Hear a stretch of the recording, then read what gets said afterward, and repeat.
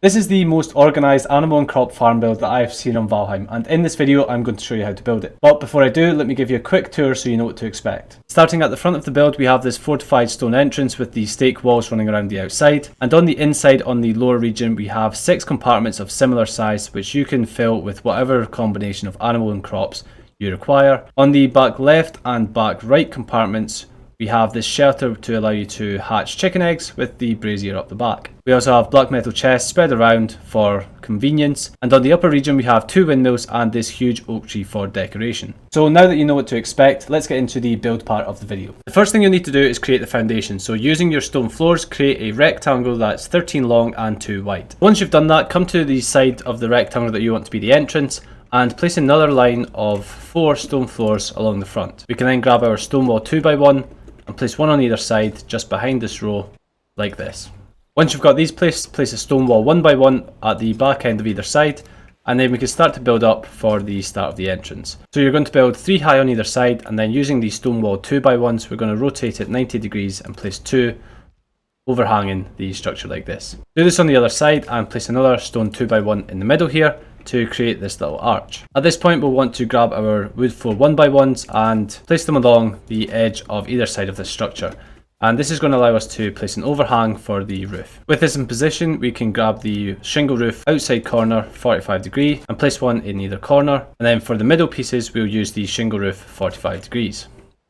I'm going to place a wood beam 2 meter on the top, and then I can fill in the other side with the shingle roof 45 degree. We can now place in our wood gates at either side and our stone stairs at the entrance. Now what we're also going to do is rotate a stone floor piece so that it comes off 45 degrees from the rectangle that's 4 wide, and we'll do this on either side, and then with the stone stairs we'll just slot it in so that we have this nice appealing entrance at the front of our build. Now we are going to add some more lights and decorations here, but we'll leave it like this for now. So now standing in what will be the inside of the build, we can start to lay out the compartments for our animals and crops. So for this we're going to grab the stone floor 2x2 and skip the first 3 from the door, and on the 4th and 5th rows we're going to extend this out by another 4. Again we're going to miss 3, and then on the 4th and 5th rows we'll build out another 4, and then we'll also want to do this on the opposite side. When you're done it should look like this. Now standing at the back of the structure we're going to grab our stone floors again and place in another 2, and this is going to be the position that we place the stone stairs to take us up to the upper region.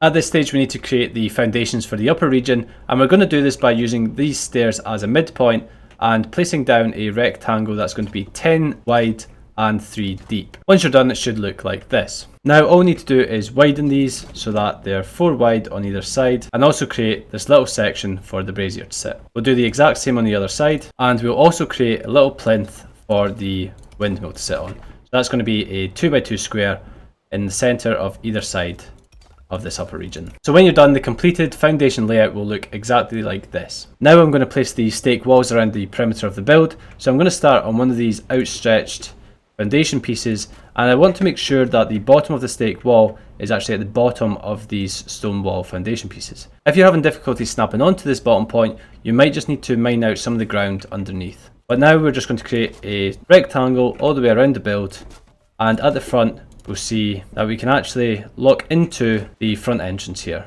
When you get to this back section, again I want to make sure that the bottom of my stake wall is at the bottom of the uppermost stone piece. So at this upper section your stake wall is going to be a block higher than it is for the lower region. And at the back of the build we want to leave a 4x4 square for the oak tree. So you can see we have 4 stone floors here, which means that the stake wall needs to start coming out at this stage, and we'll come out 4, turn 90 degrees, place another 4 and back into the structure. We can now just follow around the rest of the structure as normal. Now with the stake walls in place we can focus on setting up the fences for the plots, and to do this I'm going to use the carved darkwood dividers. And similar to the stake walls I'm going to focus on snapping these pieces to the bottom of the stone floor rather than the top. If it's not letting you snap onto that point, you'll just need to dig down a little bit and it should let you place these pieces in. I'm going to alternate the pieces, meaning that every second snap point is going to be facing one way, and then once I've done, I will rotate it around and do it again back the opposite way. So do this all the way around, remembering to leave a space for your entrance, and for the entrance we're going to use the wood shutters. So with the plot itself, you could either raise the ground up so it's level with the top of the stone floors, or you could just roughly flatten it and place in a stone stair with the 26-degree wood beam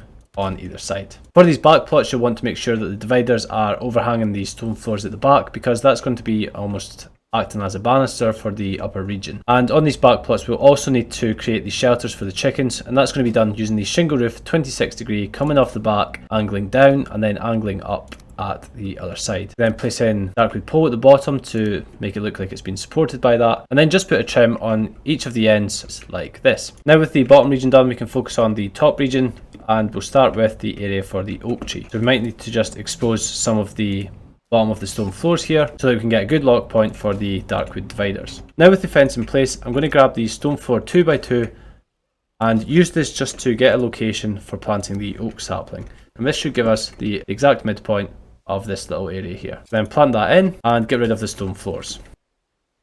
Once that's grown, we can go in, and what we want to do here is actually raise the ground using the hoe so that it's level with the upper level here. So we'll raise the ground by 1, and then we'll stand on top of the raised ground, and that will allow us to build up the ground around us to the same level we're standing on. So now with this done, you can see we can enter and exit this area without the requirement for stairs, and you can do the exact same thing for all the plots in the lower region as well. I'm going to take the hoe and fill this area with grass. Just be careful not to go too far to the edge, because we don't want too much of it protruding through these stone floors. Now it's time to grab our windmills and place them in the middle of these plinths. We can also grab the standing braziers and place them in at these little indents that we created earlier. Now all we need to do is decorate the build, so I'm going to use these diverger lantern poles and place them at the end of each of these corridors on the lower region. Once they're placed, I'll place in the black metal chests at either side as far back as we can before it collides with the stake walls. So I've now done that for each pathway, and I've also decided which plots I want to have for crops and which ones I want to have for animals or beehives. The last thing we need to do is add some lights to the entrance, and I'm going to use the diverger wall lantern at the top in the middle, and with the lantern pole I'm just going to remove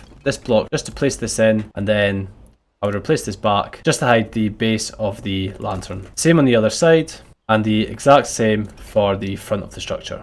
And with that, you now know how to build this organised animal and crop farm. So if you liked the video, please do leave it a like and subscribe to the channel if you haven't already. And if you want to support the channel further, you can always join as a member. Thank you so much for watching, and I will see you in the next one.